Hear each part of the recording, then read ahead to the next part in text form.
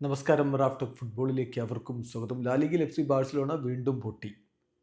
അവസാനത്തെ 3 മത്സരങ്ങളിൽ ലാലിഗയിൽ അവർ രണ്ടാമത്തെ തോൽവിയാണ് ഏറ്റുവാങ്ങുന്നത്. ഈ 3 മത്സരങ്ങളിൽ നിന്ന് ബാഴ്സലോണക്ക് ആകെ ലഭിച്ചത് ഒരേ ഒരു പോയിന്റാണ്.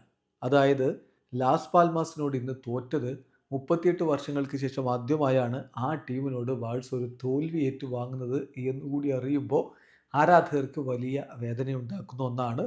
ഏറ്റവും ഒടുവിൽ ബാഴ്സലോണ കളിച്ച ലലീഗയിലെ 3 മത്സരങ്ങൾ നോക്കുക. റയൽ സോസിഡാഡിനോട് ഏകപക്ഷീയമായ ഒരു ഗോളിന് തോറ്റു. അത് എവേ മത്സരമായിരുന്നു.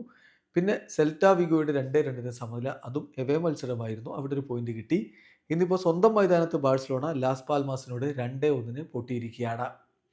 ഈ മത്സരത്തിൽ എഫ് സി ബാഴ്സലോണയ്ക്ക് വേണ്ടി റാഫീഞ്ഞയാണ് ഗോൾ അടിച്ചത്. അതേസമയം ലാസ് പാൽമാസിന് വേണ്ടി സാൻഡ്രോയും സിൽവയുമാണ് ഗോളുകൾ കണ്ടെത്തിയത്. ബാഴ്സയുടെ മൈതാനത്ത് വെച്ച് നടന്ന മത്സരത്തിൽ ബാഴ്സലോണയ്ക്ക് വേണ്ടി റോബർട്ട് ലെവൻഡോസ്കിയും റാഫീഞ്ഞയും ലോപ്പസും ടോറയും ചേർന്നുകൊണ്ടാണ് മുന്നേറ്റങ്ങൾ നയിച്ചത്. കളിയുടെ 49ാമത്തെ മിനിറ്റിൽ സാൻഡ്രോയിലൂടെ ലാസ് പാൽമാസ് ലീഡെടുത്തു. എന്നാൽ 61ാമത്തെ മിനിറ്റിൽ റാഫിഞ്ഞയിലൂടെ ബാഴ്സലോണ ആ ഗോൾ മടക്കി അടിച്ചിരുന്നു.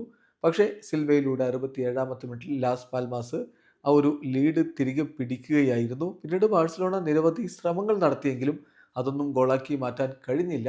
പരിക്കേറ്റ് കളിക്കളത്ത് നിന്ന് പുറത്തായിരുന്ന ലാമിൻ യമാൽ സബ്സ്റ്റിറ്റ്യൂട്ട് റോളിൽ ബാഴ്സലോണയ്ക്ക് വേണ്ടി രണ്ടാം പകുതിയുടെ തുടക്കം മുതൽ തന്നെ ഇറങ്ങിയിരുന്നു. പക്ഷേ അവസരങ്ങൾ ഉണ്ടാക്കിയെടുത്തെങ്കിലും അതൊന്നും ഗോളാക്കി മാറ്റാൻ ബാഴ്സയ്ക്ക് കഴിഞ്ഞില്ല എന്ന് മാത്രമല്ല, മുൻ ബാഴ്സലോണ ഗോൾ കീപ്പർ കൂടിയായിരുന്ന സില്ലീസന് വളരെ മികച്ചൊരു പെർഫോമൻസ് ആണ് ഈ ഒരു മത്സരത്തിൽ ലാസ് പാൽമാസിന് വേണ്ടി നടത്തിയത് എന്ന കാര്യം കൂടി അറിയുക. എന്തായാലും ബാഴ്സലോണക്ക് ഇതൊരു വലിയ തിരിച്ചടിയാണ്. കാരണം ഈ മത്സരം തോറ്റതോടുകൂടി 15 കളിയിൽ നിന്ന് 34 പോയിന്റായിട്ട് നിൽക്കുകയാണ് ബാഴ്സ. ഇപ്പോഴും അവർ ഒന്നാം സ്ഥാനത്താണെന്ന് പറയുമ്പോഴും റയൽ മാഡ്രിഡിന് 30 പോയിന്റാണ്. 2 കളികൾ അവർ കുറച്ചാണ് കളിച്ചത്. ആ 2 കളികളും അവർക്ക് വിജയിക്കാൻ പറ്റിയാൽ ഒന്നാം സ്ഥാനത്തേക്ക് അവരെത്തുന്ന ഒരു സ്ഥിതിവിശേഷമാണ് ഉണ്ടാവുക. ബാഴ്സയെ സംബന്ധിച്ചിടത്തോളം കാര്യങ്ങൾ തകിടം മറിയുന്നുവോ എന്നൊരു തോന്നൽ ആരാധകർക്കുണ്ട്. വീഡിയോ അവസാനിക്കുന്നു. ഫുട്ബോൾ ലോകത്തെ കൂടുതൽ വിശേഷങ്ങളുമായി റാഫ് ടോക്സ് വീണ്ടും എത്താം.